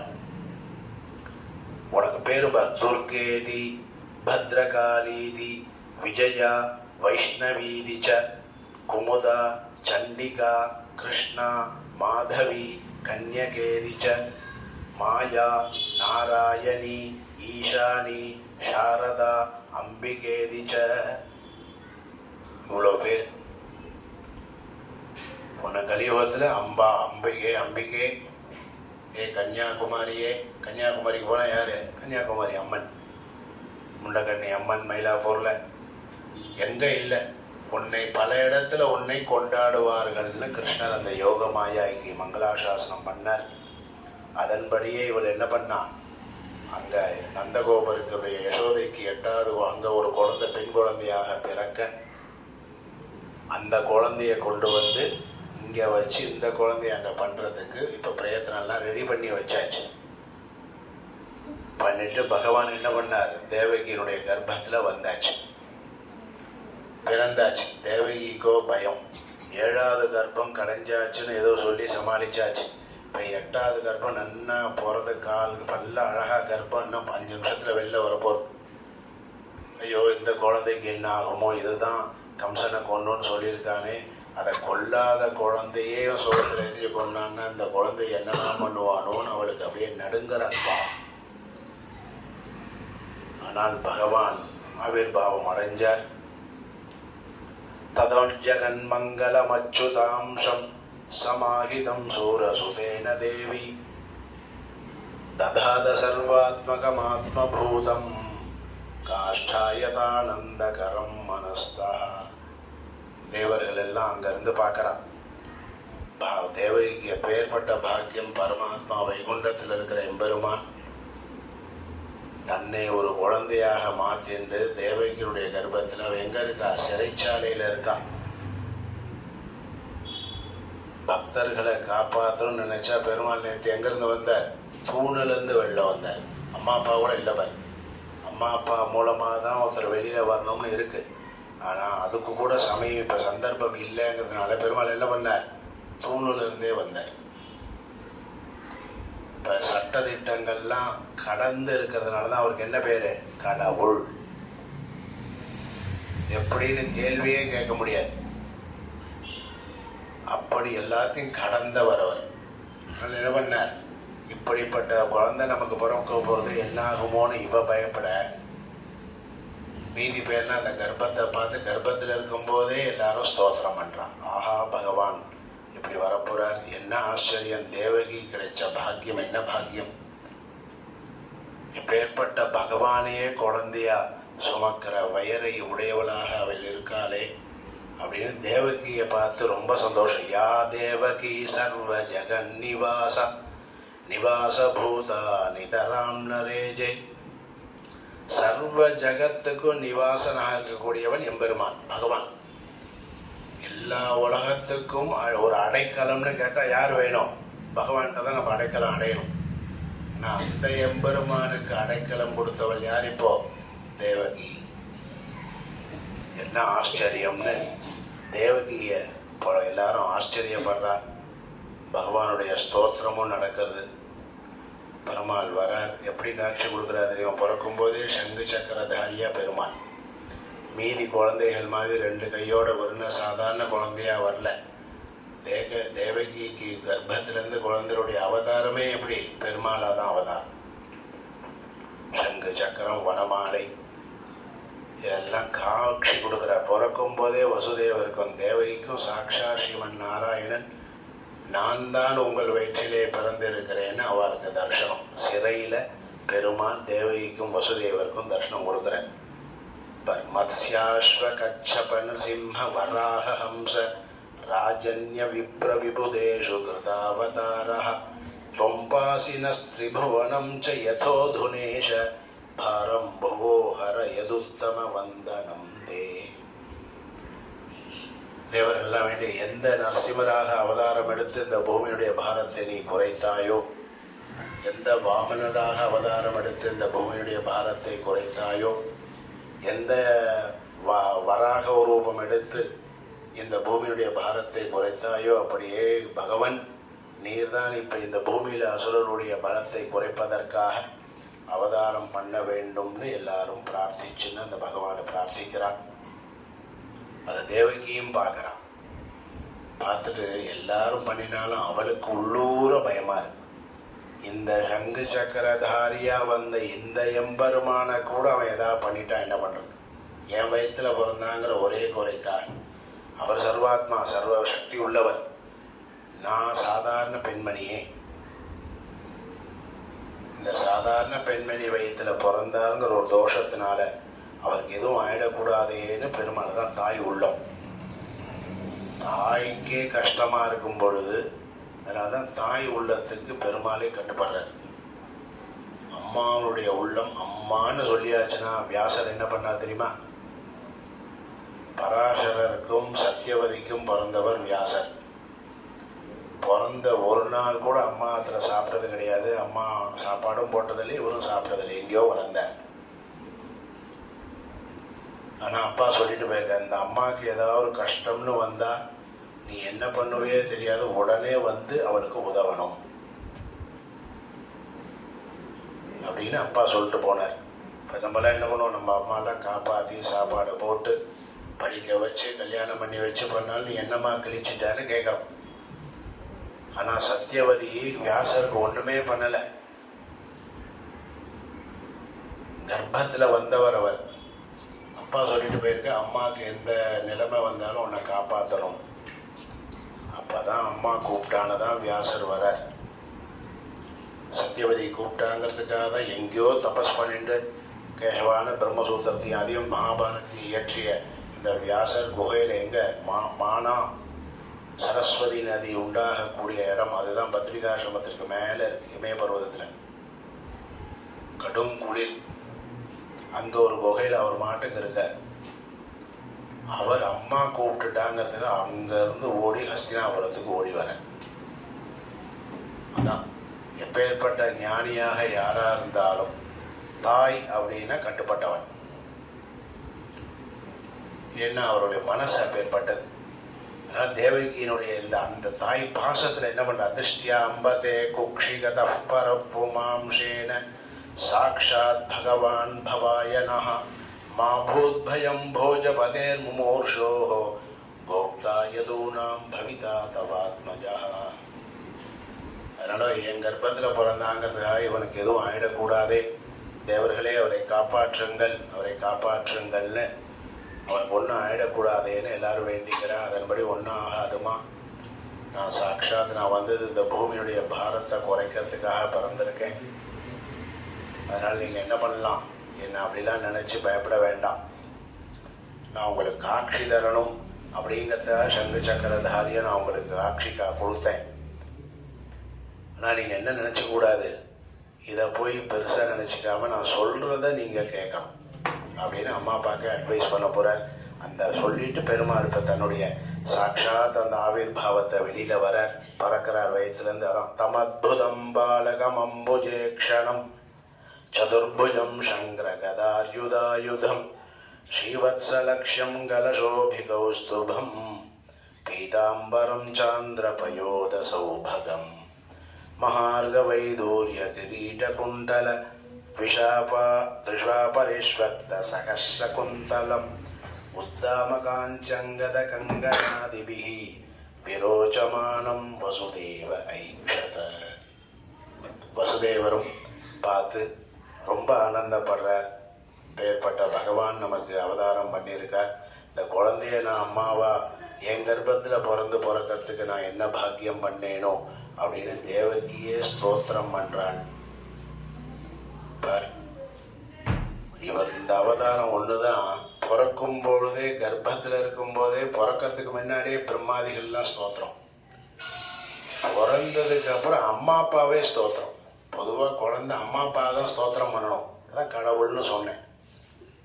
பிறந்த குழந்தைக்கு யார் ஸ்தோத்திரம் பண்றா? அம்மா பண்றா. தேவகி. ரூபம் யத் யத் பிராகுரவ்யக்தமாத்யம் பிரம்மஜோதி நிர்குணம் நிர்விகாரம் சத்தா மாத்திரம் நிர்விசேஷம் நிரீகம் சத்வாம் சாக்ஷாத் விஷ்ணு அத்தியாத்மதீபா.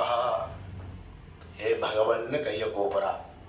சொல்லி கிருஷ்ணரை பகவான்னு ஸ்தோத்திரம் பண்ணிட்டு அவ சொல்ற ஒரே ஒரு வார்த்தை, எல்லா உலகமும் உன்னிடத்துல அடங்கி இருக்கு. மொத்த உலகத்தையும் நீ சுமக்கிற. ஆனா எனக்கு என்ன பாக்கியத்தை கொடுத்துட்ட? அப்பேற்பட்ட உலக பாரத்தை சுமக்கிற உன்னை நான் சுமக்கிற பாக்கியத்தை எனக்கு கொடுத்தேப்பா. நான் என்ன பாக்கியம் பண்ணேனோ இல்லையா? எப்பேற்பட்ட பாக்கியம் இது. விஸ்வம் யதேதத் ஸ்வதனோ நிஷஸ்தே யதாவகாசம் புருஷः பரோ பவான் பிபர்த்தி சோயம் மம கர்ப்பகோ பூத் அஹோ நிருலோகஸ்ய விடம்பனம் ஹி தத். இது எந்த மனித பிறவைக்கும் எந்த தாய்க்கும் கிடைக்காத ஒரு பேர், ஒரு புகழ், ஒரு பெருமை எனக்கு கிடைச்சிருது அப்படின்னு என்ன பண்ண? ரொம்ப ஆச்சரியப்பட்டான். அப்படிலாம் சொன்ன உடனே தான் பெருமாள் சொல்றா, இதெல்லாம் ஏன் உங்களுக்கு சங்கு சக்கரத்தோட காட்சி கொடுக்குறேன்னா, பல பிறவில நீங்க குழந்தை வேணும்னு போன 3 ஜென்மாலையெல்லாம் வேண்டின்றேன். அதனால உங்களுக்கு சங்கு சக்கரதாரியா நான் காட்சி தரேன். கிருஷ்ணியா இருக்கும்போது அப்பயும் நீ பிரார்த்தனை பண்ணிட்ட. இதுக்கு முந்தின பிறவில அதித்தியா இருந்த, அப்ப நான் வாமனனா வந்து உனக்கு பிறந்தேன். இப்ப நீ தேவகியா இருக்கும்போது உனக்கு கிருஷ்ணரா பிறந்திருக்கேம்மா. அந்த ஒரு 3 பிறவிலையும் என்னை நீ பெற்றெடுத்த பாக்கியத்தை கிடைக்க பெற்றதுனால உங்களுக்கு பூர்வ ஜென்ம சரித்திரத்தையும் சொன்னேன், சங்கு சக்கரதாரியா உங்களுக்கு காட்சியும் கொடுத்தேன். இப்ப நான் என்ன பண்ணோம், என்னை நினைச்சு ஸ்தோத்திரம் பண்ணதெல்லாம் இருக்கட்டும், இன்னும் கொஞ்ச நேரம் கழிச்சு நான் சாதாரண குழந்தையா ஆயிடுவேன். அதுக்கு முன்னாடி சில வார்த்தைகள் சொல்றேன், கேட்டுக்கோன்னு. என்ன ஆச்சரியம், பிறந்த குழந்தைக்கு நம்ம தான் அம்மா அப்பா தான் சொல்லி தருவான். கேட்டுக்கோ, நல்லா கேட்டுக்கோ, ஸ்கூலுக்கு கரெக்டாக போகணும், நல்லா கேட்டுக்கோ, காலேஜ் சேர்த்துருக்கேன், நல்லா கேட்டுக்கோ, அடுத்த பொண்ணு பார்த்துட்டு இருக்கேன், நல்லா கேட்டுக்கோ, அந்த பொண்ணை காப்பாற்றணும், பாரு பேரன் பேத்திலாம் போகிறத நல்லா படிக்க, இவ்வளோ சொல்லி அவன் கேட்பான். இங்கே மட்டும்தான் பிறக்கும் போதே அப்பாவுக்கு கட்டளை கிருஷ்ணர், நல்லா கேட்டுக்கோங்கோ, அடுத்த குழந்தையா நான் ஆன உடனே என்ன பண்ணணும், இங்கேருந்து தூக்கின்னு போய் நந்தகோபத்தை போய் விடணும். அங்கே இருக்கிற குழந்தைய கொண்டு வந்து இங்கே வைக்கணும். வசுதேவர் அப்படியே பிரமிக்கிற, கையெல்லாம் கட்டு போயிட்டு, விலங்கு போட்டு, ஜெயிலில் காவலருக்கு ஆள் இருக்கான். அப்படி இருக்க சமயத்தில் தமத்புதம் பாலகம் அன்புஜேக்ஷணம் சதுர்புஜம் சங்ககதாயுதாயுதம் ஸ்ரீவத்ஸலக்ஷ்மம் கலசோபிகௌஸ்துபம் பீதாம்பரம் சாந்திரபயோதசௌபகம் தத்விஷ்ணோ பரமம் பதகம் பஷ்யந்தி சூரயः திவேவ சக்ஷுராததம் தத்வித்ராசோ ஹிரண்யகோஷா த்ருவாகம் சஸ்தமிந்ததே கிருஷ்ணாய பரமம் பதம். ஓம் கேசவாய நமः, ஓம் நாராயணாய நமः, ஓம் மாதவாய நமः, ஓம் கோவிந்தாய நமः, ஓம் விஷ்ணவே நமः, ஓம் மதுசூதனாய நமः, ஓம் திரிவிக்ரமாய நமः, ஓம் வாமனாய நமः, ஓம் ஸ்ரீதராய நமः, ஓம் ரிஷிகேஷாய நமः, ஓம் பத்மநாபாய நமः, ஓம் தாமோதராய நமः.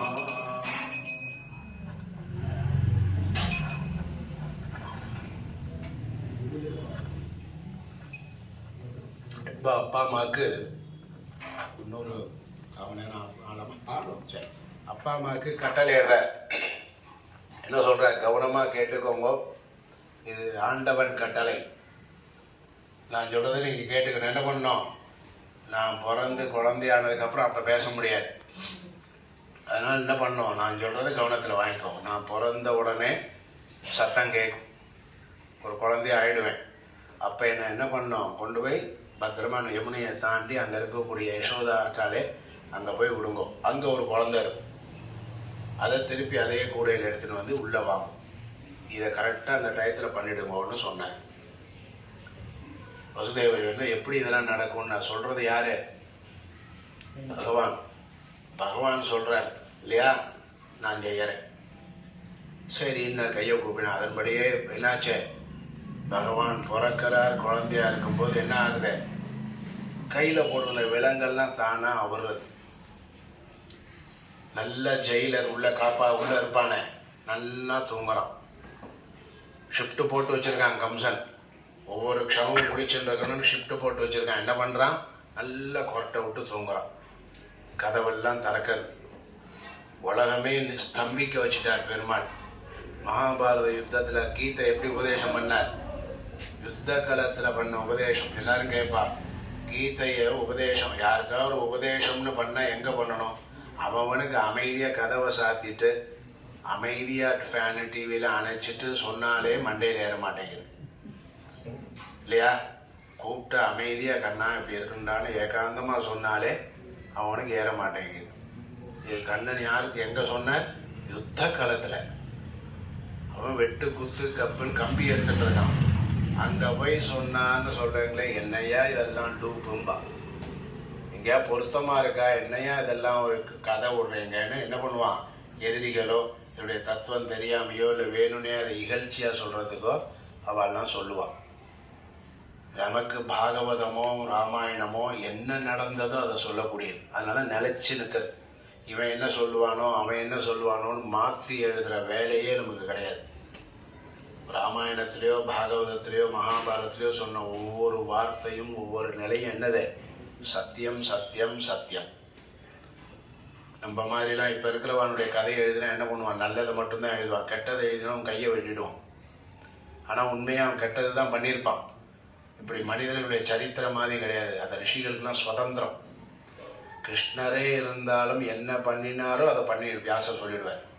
இப்போ பகவான் போய் இதெல்லாம் பண்ணியிருந்த சொல்லலாமா, திருடினார், வெண்ணையை திருடினது, அம்மா கட்டி போட்டதெல்லாம் சொல்லுவாளா, என் அம்மாட்ட அடி வாங்கினது, பாடசாலையில் படித்து நம்ம எதை போடுவோம் ஆற்றுல, இந்த சர்டிஃபிகேட் காஞ்சிபுரத்தில் எங்கே சர்டிஃபிகேட் வாங்கினோம், ஜெய்ப்பூரில் எங்கே வாங்கினோம், அங்கே வாங்கினோன்னு போடுவோம். எங்கே வாத்தியார் இடுப்பில் பெரும்பாலும் அடின்னு அடித்ததை போட்டு எடுத்து மாட்டுவோமா, எங்கேயா வேறு இடத்தையாவது திட்டியிருப்பார், அந்த திட்ட போய் மண்டையை ஃபோட்டோ எடுத்து மாட்டுவோமா. ஆனால் கிருஷ்ணனுடைய சரித்திரத்தில் பார், அம்மா கட்டி போட்ட உரல் தாமோதரன்னு கட்டி போட்ட அந்த அடையாளத்தோட இன்னைக்கும் இருக்கார். அடி வாங்கியிருக்கார், அந்த அடியோடையே இருக்கார். திருடி மாட்டின்னு இருக்கார், திருடன்னு எல்லாரும் திட்டியிருக்கார், திருடன்னே பேர். எதையுமே மாத்தலை பற்றி அவர் பண்ணியிருக்கார், வியாசர் எழுதியிருக்கார். அது பகவானாக இருந்தாலும் சரி, பாகவதனாக இருந்தாலும் சரி, யாரோ மனுஷனாக இருந்தாலும் தேவர்களாக இருந்தாலும் சத்தியம் சத்தியம் சத்தியம். அதனால இதிகாசம்னு பேர். கதைன்னே சொல்லக்கூடாது. ராமாயண கதை இல்லை, ராமாயணம்ங்கிறது இதிகாசம். இதிகாசம்னாலே இருந்ததை தான் சொல். இதீக ஆசை, இவெல்லாம் இப்படி இருந்தான்னு சொல்லக்கூடியது. அதனால அவர் என்ன பண்ணக்கூடாது, கற்பனைக்கு இடமே கிடையாது. அதனால என்ன பண்ணார், சொன்னார். அதன்படியே வசுதேவர் குழந்தை பிறந்தது, எடுத்துட்டார். யமுனையெல்லாம் வழி விட்டது, வெள்ளம் ஓடுறது, மழை எல்லாம் தானாக வழி விட்டது. நனையாதபடி பிடிச்சிட்டது. பெருமாள் போனார், அங்கே போய் எடுத்துட்டார். அங்கே இருக்கிற குழந்தைய தூக்கின்னு இங்கே வந்தார். உள்ள திருப்பி வந்தது தான் தாமசம். கதவு சாத்தினது, காலில் பழையபடி என்னெல்லாம் சங்கிலி கட்டியிருந்தாலும் அது கட்டப்பட்டது. கதவு மூடிண்டது. குழந்தை ஓடு கத்தி இவ்வளோ நேரம் கொரட்டை விட்டு தூங்கிட்டு இருந்தவன் என்ன பண்ணான், டக்குன்னு நம்மளாம் வாத்தியார் வந்தால் டக்குன்னு எழுந்திருக்கிறோம்ல இல்லையா. யாராவது வர்றவ வந்தானே என்ன பண்ணுறான், அப்போ தான் டக்குன்னு எழுச்சொன்னு எழுந்துன்றான் பாரு. அந்த மாதிரி என்ன பண்ணான், டக்குன்னு இவர் வரவும் எழுந்துட்டான். எல்லாம் அந்த தூக்கத்துக்குள்ளே எல்லாத்தையும் முடிச்சுட்டார் பெருமாள். வேலையெல்லாம் முடிச்சாச்சு. இனிமேல் எந்தினாலும் ஒன்று தான், எந்த காட்டாலும் ஒன்று தான். எந்தினா ஐயோ பார்த்தா குழந்தை பிறந்திருக்கு. உடனே கம்சனுக்கு தகவல், சுவாமி 8வது குழந்தை பிறந்தாச்சு, இதுக்கு தான் தகவல் கவனமாக பாருங்கன்னு சொன்னேன் அப்படின்னு தகவல் சொல்லப்பட்டது. என்ன பண்ணான், கம்சன் அங்கேருந்து வந்தான். 7 குழந்தை 6 குழந்தைய கொண்ட பழக்கம் அவனுக்கு இருக்கு இல்லையா. அதனால் என்ன பண்ணான், இவன் இந்த குழந்தைய அதே எண்ணத்தில் எடுத்துன்னு என்ன பண்ணான், தூக்கி எரியறதுக்கு போனான். 8வது குழந்தையும் எடுத்து என்ன பண்ணான், தூக்கி எரிய போனான். அந்த கல்லில் தூக்கி பால் எறிகிற மாதிரி. இவன் கையை விட்டு போனது தான் தாமசம். அந்த குழந்தை என்ன பண்ணிது, சட்டுன்னு 8 புஜத்தோட கூடிய பத்ரகாளியாக காட்சி கொடுத்தது. ஒரே க்ஷணத்தில் என்னவா கொடுத்தது, பத்ரகாளி கொடுக்க சொல்றார். தாம் கிரஹீத்வா சரணயோः ஜாதமாத்ராம் ஸ்வசுஸ்ருதாம் அபதோதயத் சிலாப்ருஷ்டே ஸ்வார்த்தோன்மூலித சௌஹ்ருதः சா தஸ்தாத் சமுத்பத்ய சத்யோ தேவ்யம்பரம் கதா அதிருஷ்யதாம் அனுஜா விஷ்ணோः சாயுதா அஷ்டமஹாபுஜா. யார் அவள்? விஷ்ணோஹோ அனுஜா. சாட்சாத் விஷ்ணுடைய தங்கை தான் யாரு? பத்ரகாளி, மாயா, யோக மாயா. அவள் என்ன பண்ணால் 8 புஜங்களை எடுத்துட்டு அங்கிருந்து நிற்கிறா கல்லுல நின்னுட்டு கம்சனை பார்த்து சொல்றா, ஏ மூடா, உன்னை கொல்வதற்காக 8வது குழந்தை பிறப்பான்னு சொன்னானே ஒரு அசரீரி சொல்லித்தேன், சொன்னபடி 8வது குழந்தை பிறந்தாச்சு, உன்னை கொல்றதுக்கு தயாராயிட்டு இருக்கான், முடிஞ்சா அவனை புடிடா. நான் யாரு?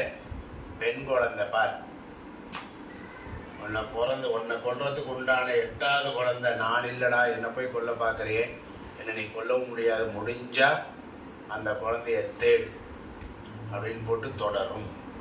சீரியெல்லாம் சீரியஸா வந்ததுக்கப்புறம் என்ன பண்ணுவா? தொடரும்னு போடும்.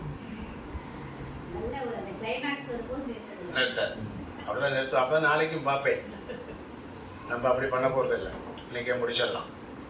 ஆனால் என்ன பண்ணா, பத்ரகாளி அங்க வந்து சொன்ன உடனே இவன் பார்த்தான், இவன் பாரு எப்படி எடுத்துட்டா பாரு, கக்க கக்க கக்கன்னு சிரிச்சான். என்ன பண்ணா? சிரின்னு சிரிச்சான். என்னையா இதெல்லாம்? எட்டா நான் மாடு தங்கச்சி கல்யாணம் ஆச்சு கொண்டு போய் விடலான்னு போய் இந்த ஆகாசவாணியில ஏதோ ஒன்று சொல்ல, அது 8வது பிறக்கிற பையன் உன்னை கொல்லுன்னு சொல்லி, அது உண்மைன்னு வேற எல்லாரும் எனக்கு இருக்கிறவாள்லாம் சொல்லி, நாரதர் வேற உண்மைன்னு சொல்லி எல்லாம் சொன்னாங்களே. கடைசியில் இந்த ஆகாசத்தில் பேசுறது ரிஷி சொன்னார், பெருமாள் பேசினார், இதெல்லாம் நம்பாதீங்கன்றோம். சே கல்லோகப தெய்வம் அப்யன்றுதம் பக்தி நம்மர்த்தியாக ஏவ கேவலம். அஷரீரி சொல்றதுன்னா அது தெய்வ வாக்கு. தெய்வம் கூட பொய் சொல்லும் போல இருக்கு. தெய்வம் கூட பொய் சொல்லும். மனுஷன்தான் மாற்றி கீத்தி பேசுவான். இப்போ என்ன பண்ணிருது? தெய்வமே 8வது பையன் உன்னை கொல்லுவான்னு சொன்னது ஒரு தெய்வம், ஆகாசவாணி. ஆனால் 8வதா பிறந்தது யாரா இருக்கு? இப்போ பொண்ணா இருக்கு. சே, அந்த ஆகாசவாணியோடைய பேச்சை கேட்டு நம்ம தங்கையை குடும்பப்படுத்திட்டோமே, 6 குழந்தைய கொண்டுட்டோமே, ஐயோ என்னை அத்திம்பேர் என்னை மன்னிச்சிருங்கோ, அக்கா என்னை மன்னிச்சிருங்கோ, தேவகி அம்மா தெரியாமல் பண்ணிட்டேன், இவ்வளோ பெரிய பாவத்தை நான் பண்ணிட்டேனே, ஐயோ என்னை மன்னிக்கணும்னு அக்காட்டையும் தங்க காலில் வந்து என்ன பண்ணுறான்? விழுந்து மன்னிப்பு கேட்குறான். இது எதுக்கு தெரியுமா? உண்மையா உணர்ந்து பண்ணல, உலகத்துல நடிப்பு. அரசியல்வாதி வந்து அதட்டவும் செய்வான், திடீர்னு என்ன பண்ணுவான்? அவனுக்கு காரியம் ஆகணும்னா சாமின்னு காலில் விழுவும் இல்லையா? காரியம் ஆகணும்னா எப்போ காலில் விழுவான்னு தெரியாது. அது மாதிரிதான் உலகத்துல இப்போ பெரிய எதிர்ப்பு வந்து தங்கையை பிடிச்சி ஜெயிலில் போட்டது, அப்பாவை தூக்கி ஜெயிலில் போட்டது, அந்த கேஸ் இந்த கேஸ் இந்த கேஸ்ன்னு இருக்கும்போது என்ன பண்ணிட்டான்? இப்போ எல்லாம் கொந்தளிப்பா இருக்கு நாடு. அப்ப அந்த கொந்தளிப்புலேருந்து அடங்கணுங்கிறதுக்காக என்ன பண்ணான்? இப்போ அவளே இப்படி எக்ஸ்கியூஸ் பண்ணி போய் சந்திச்சுலாம் பார்த்தாச்சுன்னா என்ன ஆகிடும்? மக்கள் ஐயா அவர் பாவம் அன்னைக்கு ஏதோ கோபத்தில் தங்கையை அடிச்சுட்டார் பண்ணிட்டார், அதெல்லாம் ஒன்றும் இல்லைன்னு உலகமும் ஒரு சமாதானம் ஆயிடும் அப்படிங்கிறதுக்காக அவள்கிட்டையும் கேட்டு ஜெயிலேருந்து அவளை விடுதலை பண்ணி எல்லாம் பண்ணி விட்டாச்சு. ஆனால் என்ன பண்ணார்னா, மீதி பேருக்கு உள்ளுக்குள்ள அவனுக்கு அந்த பயம் இருந்துட்டே வந்தது. 8வது பையன் பிறப்பான்னா பிறந்தது பொண்ணு. பத்ரகாளி வேற என்ன சொல்லிட்டு போயிருக்கு? பொண்ணை கொல்றதுக்கு உண்டானவன் பிறந்தாச்சு, எங்கேயோ வளர்றான்னு சொன்னதுனால இவனுக்கு உள்ளுக்குள்ள இப்போ வெளியில தான் சிரிச்சுன்னு எல்லாம் பண்றான், உள்ளிய வயரெல்லாம் கலக்கர். அதனால என்ன பண்ணிட்டான்? எல்லாருக்கும் கட்டளை இட்டுட்டான். திருப்பி என்ன கட்டளை பார்? நேற்று தான் சொன்னேன், தெய்வத்தினுடைய பலமே, தேவர்களுக்கு பலமே பூமியில பண்ற யாகங்கள் யஜ்யங்கள், நம்ம பண்ற பூஜை தான். இன்னைக்கு தூக்கி பெருமாளத்தினுடைய 2 பூ போடுற இல்லையா, இந்த பூ போடுற அந்த பூஜை தான் தேவர்களுக்கு, சந்திரனுக்கு, சூரியனுக்கெல்லாம் பலம். அர்க்கியம் முறையா சூரியனுக்கு பலம்.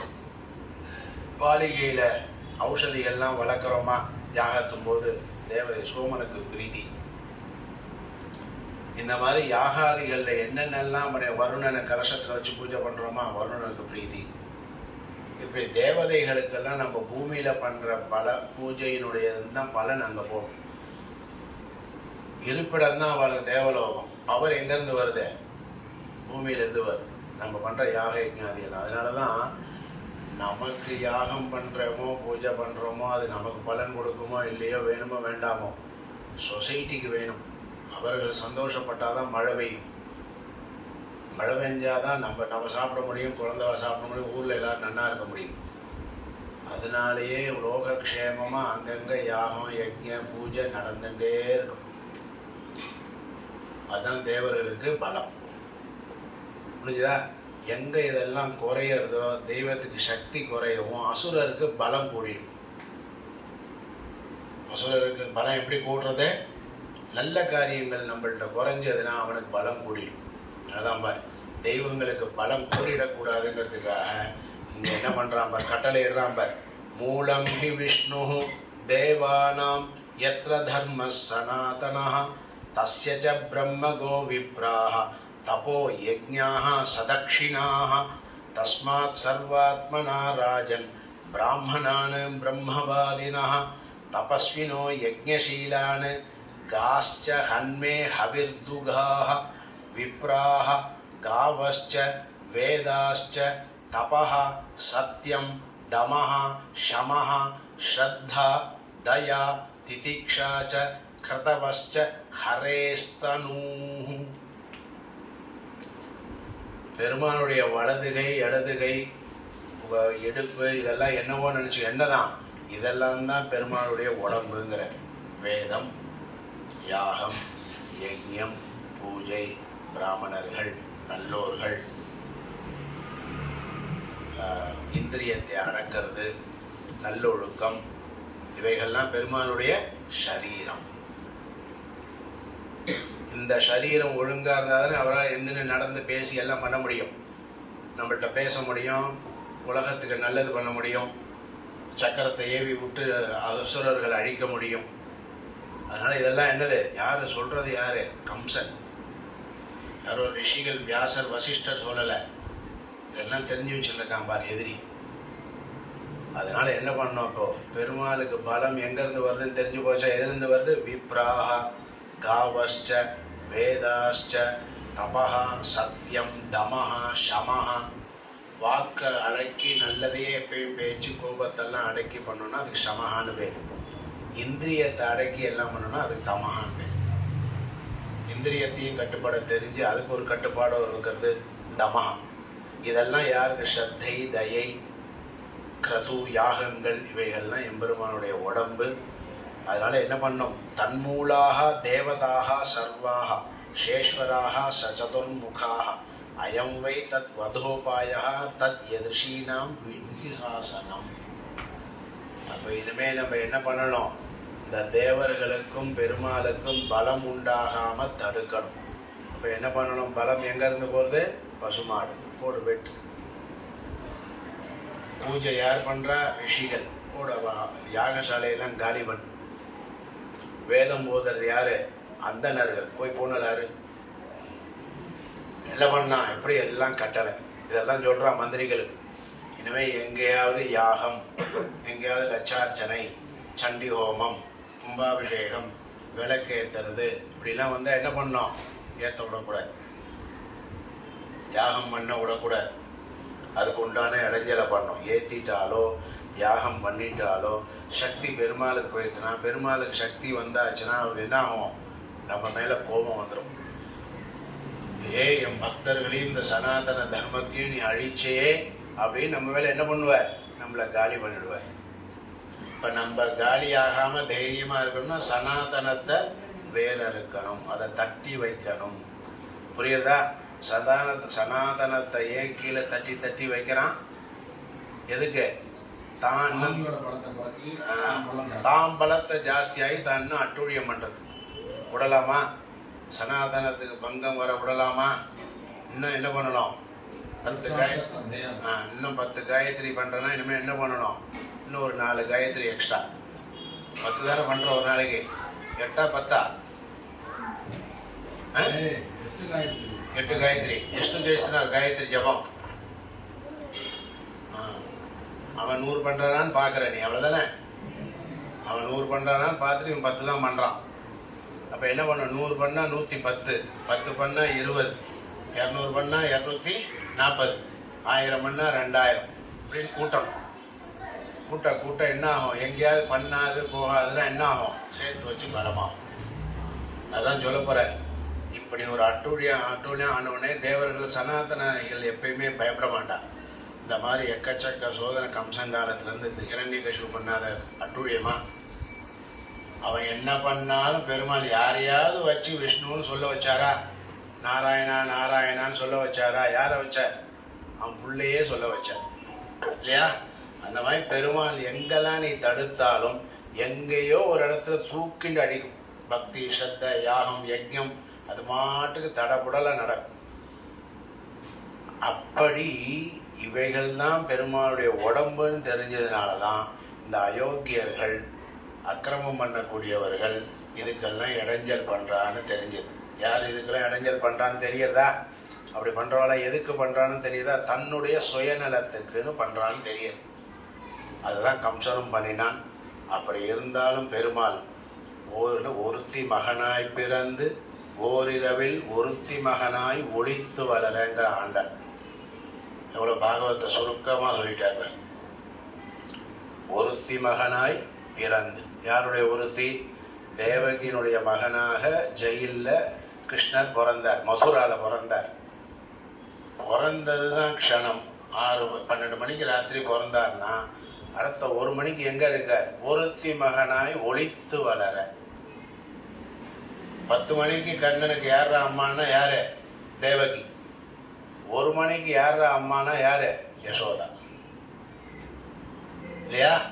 அப்படி ஒளித்து வளர்ந்தார் இந்த கிருஷ்ணர். அப்படி எதுக்காக ஒளிந்து வளர்ந்து இந்த கம்சனை போன்ற அக்கிரமக்காரர்கள் எல்லாம் எப்படி அந்த கிருஷ்ணர் வதம் பண்ணார், அவருடைய லீலைகள் என்னெல்லாம் அற்புதமான காரியங்கள்லாம் பண்ணார்னு நாளைக்கு கிருஷ்ணனுடைய லீலைகள் தொடரும். நாளைக்கு கிருஷ்ணனுடைய லீலையை அனுபவிக்கலாம். அதோட போது அந்த அனுபவத்தை கேட்டுட்டே இருக்கணும். அதுக்குள்ளே நாளைக்கு சாயங்காலம் 5 மணிக்கு உபன்யாசம். 5 மணிக்கு, 7 மணி இல்லை, நாளைக்கு 7 மணி, ராத்திரி 7 மணிங்கிறத நமக்கு எப்போ? 5 மணி. 5 to 6 உபன்யாசம் நடக்கும். முடித்த உடனே எல்லாரும் சந்தியானம் பண்ணிட்டு சகஸ்ரம் சொல்ல வேண்டியதான்.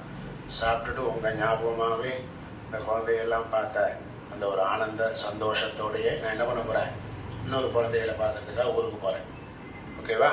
பட் எப்பப்பெல்லாம் இனிமேல் மெட்ராஸ்னு வந்தேனோ ஒரு 2 நாள் 1 நாள் டைம் கிடைச்சா வாத்தியார்ட்ட சொல்லியிருக்கேன், வந்து உங்களெல்லாம் பார்த்து, உங்களை பார்த்தா எனக்கு ஏதோ 2 நல்லது வருது, இல்லைன்னா வராது. உங்களெல்லாம் பார்த்தாலே ஏதோ 2 பாகவதத்துலேயோ ராமாயணத்துலேயோ ஒரு நல்ல காரியம் சொல்கிறேன் அப்படின்னா காரணம் யார்? உங்கள் தேஜஸ். அப்படி வேதம் சொல்லிட்டு இருக்கேன். கீழே மேலே 3 உலகம் மாதிரி இருக்கு. அப்படியா? சரி, 4 to 5 சாயங்காலம் 4 to 5 உபன்யாசம். கண்ணனுடைய லீலைகள், கண்ணன் ருக்மிணி பிராட்டி எப்படி கல்யாணம் பண்ணிட்டான்னு ருக்மிணி கல்யாணத்தோடு நாளைக்கு பூர்த்தி பண்ணலாம். எல்லாரும் இதே மாதிரி நாளைக்கு 4 மணிக்கு ரெடியாக இருக்கும். இருக்கலாமா? ஸ்வஸ்தி பிரஜாப்யா பரிபாலயந்தாம் நியாயேன மார்கேண மஹீம் மஹீஷாः கோப்ராஹ்மணேभ्यः शुभमस्तु नित्यम् लोकाः समस्ताः सुखिनो भवन्तु मङ्गलाशासनपरैर्मदाचार्यपुरोगमैः सर्वैश्च पूर्वैराचार्यैः सत्कृतायास्तु मङ्गलम्.